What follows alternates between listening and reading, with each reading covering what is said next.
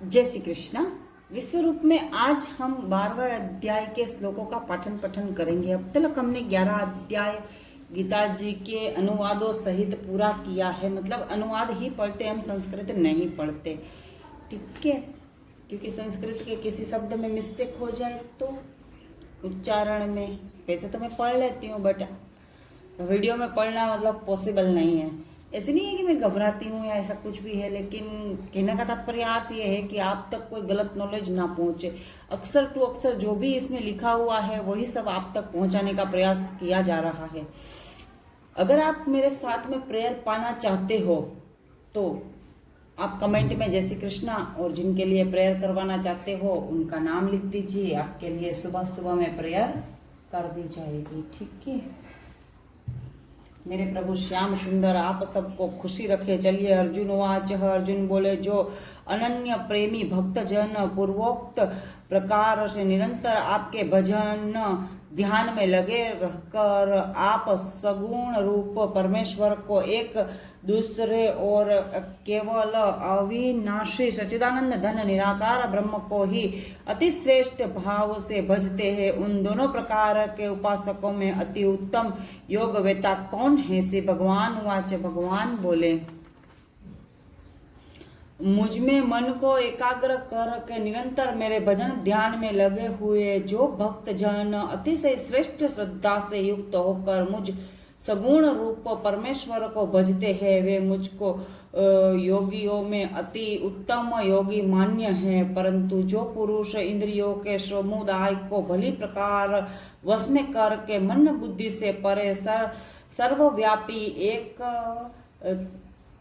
अकथनीय स्वरूप और सदा एक रस रहने वाले नित्य अचल निराकार अविनाशी सच्चिदानंद ब्रह्म को निरंतर एक ही भाव से ध्यान करते हुए भजते हैं, वे संपूर्ण भूतों के हित में रत और सब में समान भाव वाले योगी मुझको ही प्राप्त होते हैं। उन सच्चिदानंद धन निराकार ब्रह्म में आसक्ति चित्त वाले पुरुषों के साधन में परिश्रम विशेष है, क्योंकि देहाभिमानियों के द्वारा अव्यक्त विषयक गति दुख पूर्वक प्राप्त की जाती है।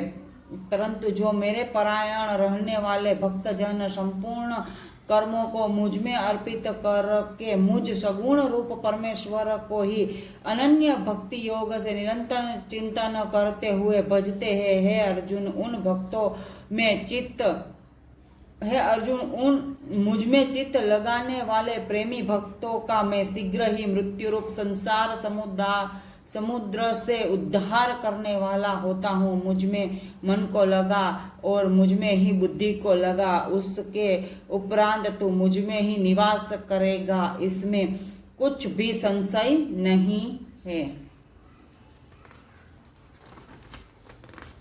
यदि तू मन को मुझ में अचल स्थापन करने के लिए समर्थ नहीं है तो हे अर्जुन अभ्यास रूप योग के द्वारा मुझको प्राप्त होने के लिए इच्छा कर। यदि तू उपर्युक्त अभ्यास में भी असमर्थ है तो केवल मेरे लिए कर्म करने के ही परायण हो जा। इस प्रकार मेरे निमित्त कर्मों को करता हुआ भी मेरी प्राप्ति रूप सिद्धि को ही प्राप्त होगा। यदि मेरी प्राप्ति रूप योग के आश्रित होकर उपर्युक्त साधनों को करने में भी तू असमर्थ है तो मन बुद्धि आदि पर विजय प्राप्त करने वाला होकर सब कर्मों के फल का त्याग कर मर्म को न जानकर किए हुए अभ्यास से ज्ञान श्रेष्ठ है। ज्ञान से मुझ परमेश्वर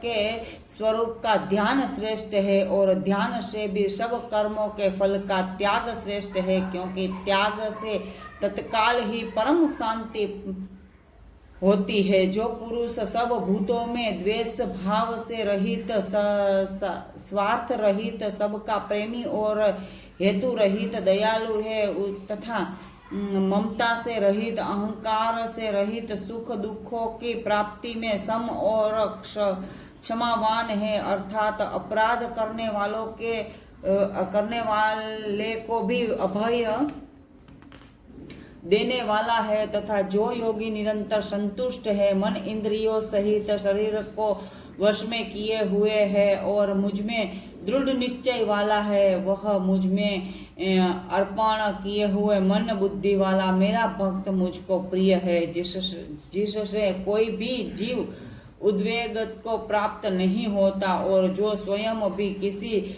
जीव से उद्वेग को प्राप्त नहीं होता तथा जो हर्ष अमर्ष भय और उद्वेग आदि से रहित है, वह भक्त मुझको प्रिय है। जो पुरुष आकांक्षा से रहित बाहर भीतर से शुद्ध चतुर पक्षपात से रहित और दुखों से छूटा हुआ है, वह सब आरंभों का त्यागी मेरा भक्त मुझको प्रिय है। जय श्री कृष्ण।